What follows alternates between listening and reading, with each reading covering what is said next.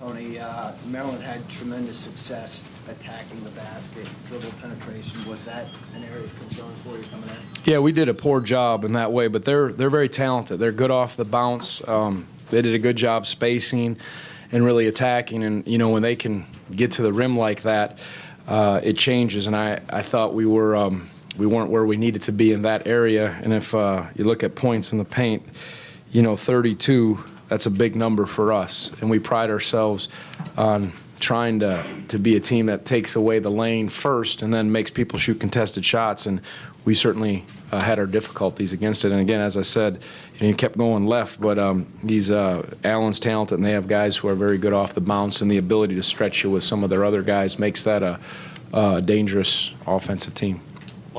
Tony, you had the long break coming into this one and another long break. Are you concerned at all at how your guys handled it in the time off here?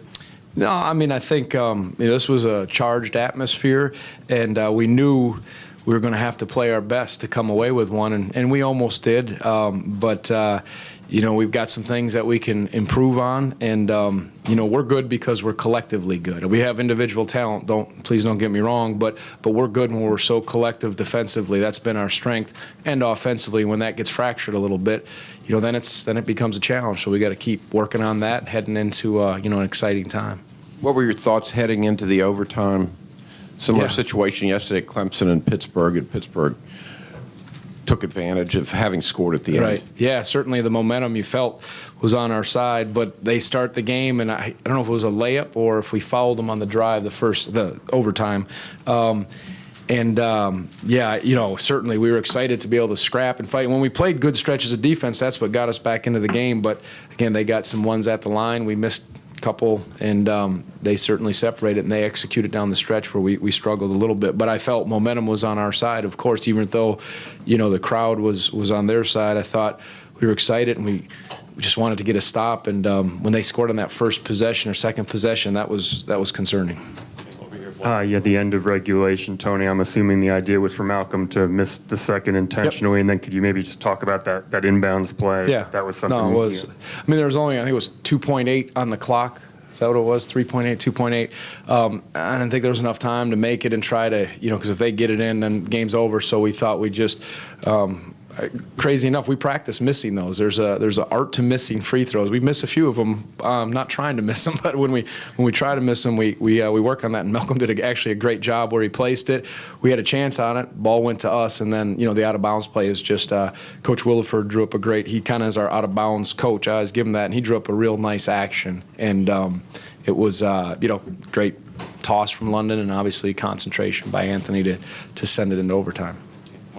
Tony, do you worry about the dribble penetration maybe going forward? I remember against Green Bay that gave you. Yeah, you know, you worry about a lot of things. You want to be your best. I mean, that when you play against teams who are real good off the bounce and quick, that challenges any defense. And you know, to get exposed a little like that, I think is good for us, because we got, all right, this is the ability to stay in front of the dribble, to use the help. All those things are certainly a challenge. So we'll learn from it, but, you know, there's so many good teams out there that have different strengths, and good guards penetrating is a challenge for any defense. And, yeah, worry, concerned, I just know that you better be at your best to stop that ball. And then when you got the Layman's and the Smotriches shooting like that, that stretches it.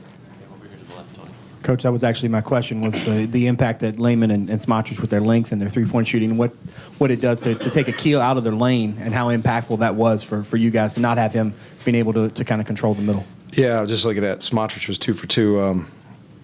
Layman was 0 for 4. But, yeah, no, anytime you can space the floor, spacing's so important in offense. And, you know, as they stretch, we still try not to stretch. We just try to get that ball stopped and then be there when the passes are there. And they had us a little bit in no man's land. We weren't really packed, and we weren't out there taking passes away, and it's a tough spot to be. But they do it, again, with their ability to dribble, penetrate, and their completeness on the perimeter with some of those guys stretching it.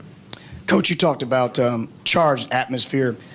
obviously it gave them a boost. But as you watched it kind of unfold throughout the day, how much of a boost do you think it gave them, and how difficult was it for you guys to overcome that, seeing that you hadn't played in 7 days? Yeah, well, it's a great atmosphere. It always is here, and obviously the game, with Coach Williams there, I saw him right across from our bench. I mean, obviously that's special for all he's done for Maryland basketball, and the crowd was lively, and, that's what our guys got to understand. You're getting teams' best shots. It's that time of the year. I mean, backs against the wall, and they're firing, and I'm sure all week, we've been getting a lot of pats on the back, but it was a good – I don't know if that mattered much. It was just a team that outplayed us. That was Maryland's talented, and they've been close. They've been really close in a lot of games, and you could see it when they got going, and we didn't have enough to pull away. But the crowd was great for them. The atmosphere was great, but we did get it to overtime, and then they answered the bell again, and so the credit goes to them on that one.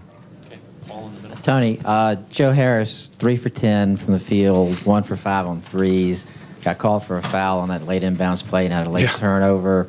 Are you worried he's out of sync? And if you are, what gets him back in sync? Yeah, that he got a couple good looks. He made a nice 3 for us, but that foul, I got to look to me like it was obviously a good call. He lowered the shoulder and shoved the guy on that. But I think our strengths again all year have been our balance and our depth, and Joe wasn't his best, obviously, with that turnover and missing some of those shots, but he's certainly drawn a lot of attention.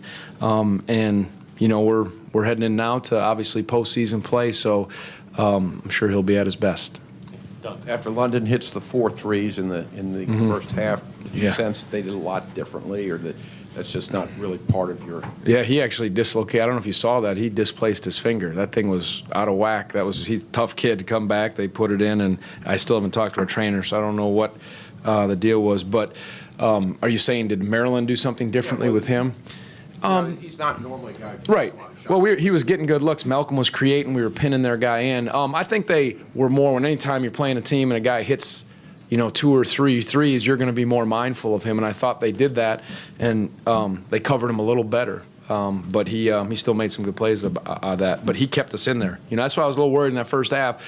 He kept us in there with his shooting. We weren't terrific in the first half defensively, and it was a close game. But we didn't impose our will defensively on them. It was too easy for them. Okay, last question. Tony, you guys obviously responded real well to the Duke loss. Do you see a silver lining in a late loss here going into the postseason? Yeah, I don't know about a silver lining. We don't have a choice. Now it's time. It's we're stepping up, but we'll learn from it. And we've won obviously a few in a row, and not that we thought we were invincible, but now we know we are. So now we address it, and now we get after it, and become as ready as we can for, as I said before, an exciting time. This is going into the ACC tournament, but you're going to need to play your best, and we're going to need to up, our performance in all areas. That's just tournament basketball.